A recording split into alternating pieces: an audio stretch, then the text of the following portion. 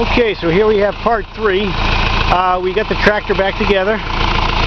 It didn't go easy, but she's running.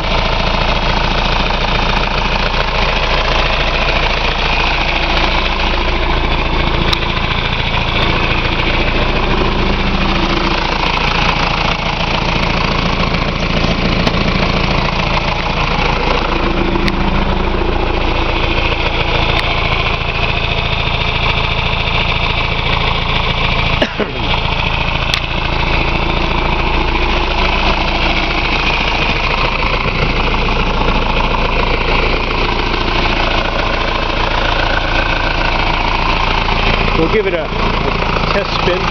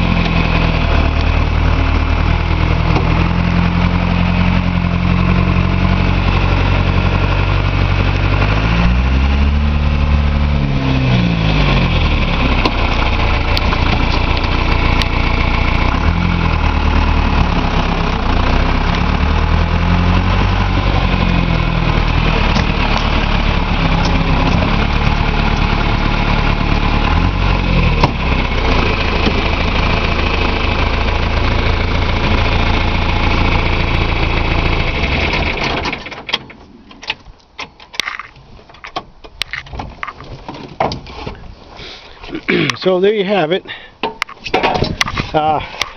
The difficult part of the reassembly was this particular clutch had 2 clutch discs, one for the transmission and one for the continuous PTO. The continuous PTO disc comes already inside the clutch pack, if you will, but then you have to actually put the transmission clutch disc up against the flywheel and then bolt the pressure plate on and try to get the alignment.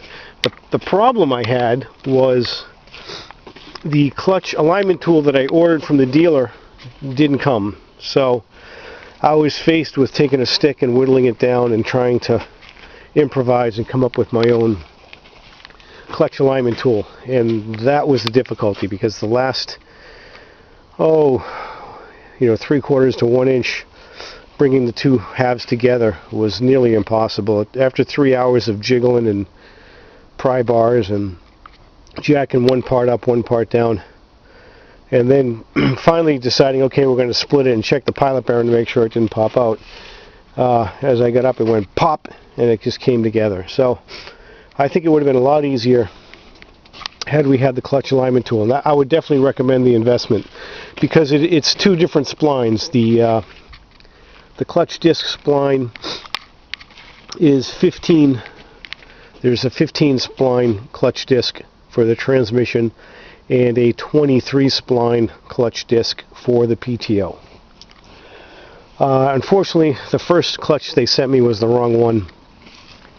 They sent me a 2-stage clutch, and you would think that if you had 2 clutch discs it would be a 2-stage clutch, but apparently not, because it's a hydraulic slave cylinder. Even though it has 2 discs, it doesn't qualify in the John Deere book as a dual stage clutch, because the PTO is continuously engaged through the hydraulics. If you step on the clutch, the PTO still spins. On a dual stage clutch, if you press the clutch pedal halfway down, the tractor will stop, the PTO will stay engaged. Then when you fully depress the pedal, both the PTO and the transmission are disengaged. So my local John Deere dealer, as well as myself, got an education on that. That's what delayed the process. It took almost 3 weeks to get the reman clutch The first one, 10 days, it was the wrong one. The second one was a little bit quicker. And then it took me a week to, get some free time to reassemble it. So there you have it. It's running. It's back together. I got to do the cosmetics. I've got to replace the side windows. I've got the door. I'm rebuilding the door. I'll put the loader arms back on. All in all, I learned a lot, and I think with the sound guard cab, as I said earlier, the best thing to do is take the battery boxes off, remove the cab mount, and then you can literally pick the cab up and get at that bolt right there, which is the tough one to get to. And once you're there, you get that bolt out, you're more than halfway home.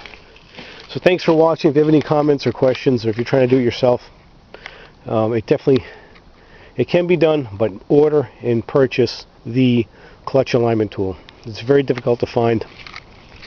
The other tool, specialty tool that they have, actually goes in this little inspection hole here. It's a plastic cover. It gives you access to the ring gear, and I believe it must be some type of a gear with a where you can put a ratchet or something. That allows you to rotate the engine, which further aids in aligning the clutch. So thanks for watching, and don't forget to like it. Thanks.